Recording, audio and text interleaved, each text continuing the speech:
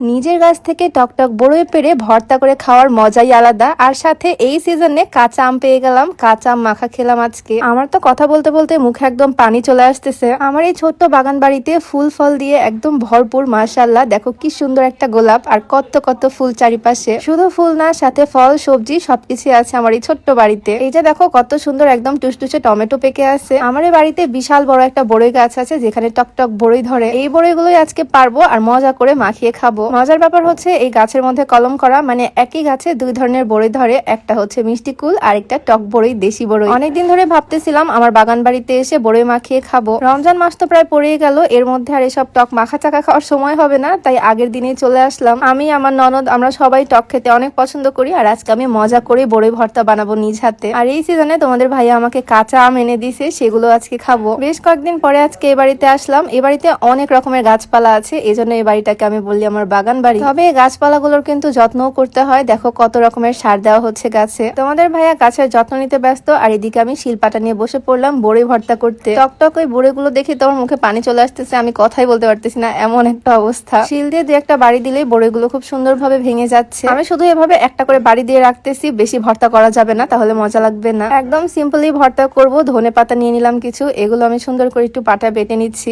একদম আধা বাটা করে নিচ্ছি। আর সাথে কাঁচা মরিচ দিয়ে দিচ্ছি অনেকগুলো, ঝাল ঝাল বড়ি ভর্তা। আমার যে কোনো টক খাবারই খুবই পছন্দ। আমার বাড়িতে সব সময় কয়েক রকমের আচার থাকে, আমার আম্মু বানিয়ে বানিয়ে পাঠায়। বড়ি আরো বেশ কিছুদিন আগে থেকে পাকা শুরু হয়েছে, তবে এই বছরে এই প্রথমবার আমি বড়ি ভর্তা খাচ্ছি, তো আবার নিজের গাছে টক টক দেশি বড়ই। বেশি কিছু আমি অ্যাড করিনি, লবণ, ধনে পাতা, কয়েকটা কাঁচামরিচ আর কাসুন্দি সবকিছু দিয়ে ভালোভাবে ডলে ডলে মাখিয়ে নিলাম। আর আমার বড়ি ভর্তা কিন্তু একদম রেডি। আমার তো বড়ি ভর্তা করা শেষ, তবে তোমাদের ভাইয়া এখনো তার গাছের যত্ন নিতেই ব্যস্ত। মাঝে মাঝে আমার উদ্ভট জিনিস খেতে মন চায়, যেরকম কিছুদিন আগে কাঁচা আম খেতে ইচ্ছা করছিল, আর তোমাদের ভাইয়া কোথা থেকে যেন এনে দিছে। এই সিজনে কাঁচা আম কি যে মজা লাগবে, কাঁচা আম মাখিয়ে খাবো। আমার ভিডিও দেখে তোমাদের কার কার মুখে পানি চলে আসছে বলো তো? প্রায় 1 বছর পর কাঁচা আম মাখা খাবো আজকে। আমার প্রায় ভিডিওর মাঝখানে আমি এই স্লিমিং টিটা তোমাদেরকে দেখাই। এটা খেলে ওজন কিন্তু কমবে 100%, সাথে গ্যাস্ট্রিকের সমস্যাটাও দূর হবে। এইটা তোমরা Beauty by Lim Facebook page থেকে পেয়ে যাবা। পেজটা আমি ডেসক্রিপশনে মেনশন করে দিব, হোয়াটসঅ্যাপ নাম্বার স্ক্রিনে দেওয়া থাকবে। যাই হোক, আমগুলো স্লাইস করে কেটে নিলাম, তার মধ্যে আমি কাঁচা মরিচগুলো কুচি কুচি করে দিয়ে দিচ্ছি।